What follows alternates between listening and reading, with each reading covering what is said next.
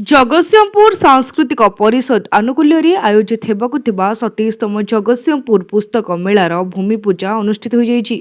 एही अवसर में आयोजित कार्यक्रम में कार्यकारी सभापति विप्लव चौधरी, एही सांस्कृतिक परिषद साधारण संपादक शारदा प्रसन्न दास, उपाध्यक्ष विजय कुमार राउत, सरोजकांत साहू, मानस कुमार कानूनगो, मनोज कुमार दास, डाक्तर कैलाश मल्लिक प्रमुख जोगदे भूमि पूजा कार्यक्रम में अंशग्रहण करथिले।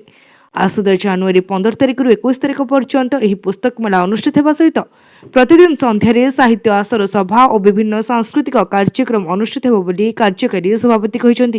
जगतसिंहपुर सांस्कृतिक परिषद पक्षर 27तम पुस्तक मेला परिप्रेक्षी में जिलापाल कार्यालय स्थित पड़िया भूमि पूजन कार्यक्रम अनुष्ठित हो जाइए।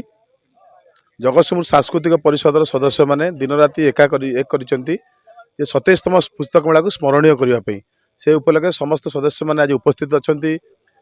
आगामी जनवरी मास 2026 जनवरी मास 15 तारिख ठारू 21 तारिख पर्यंत जगतसिंह पुस्तक मेला है और आपण मैंने जानी रखा दरकार प्रत्येक वर्ष आमर जनवरी 15 रु 21 पुस्तक मेला जगतसिंहपुर जिलापाल कार्यालय पड़िया अनुष्ठित होता है।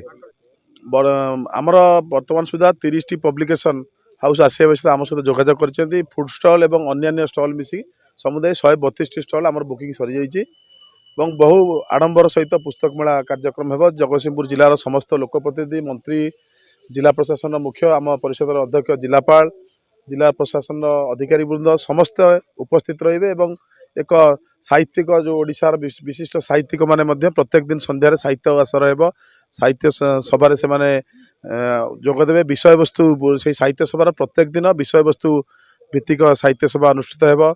सहित प्रत्येक दिन क्विज कार्यक्रम कविता पाठ उत्सव सांस्कृतिक कार्यक्रम आमर विभिन्न अनुष्ठान द्वारा कार्यक्रम हम विभिन्न स्कूल पिला माने भाग ने भाव समस्त समस्त प्रकार कार्यक्रम हाथ को नि रिपोर्ट तीर्थक्षेत्र लाइव।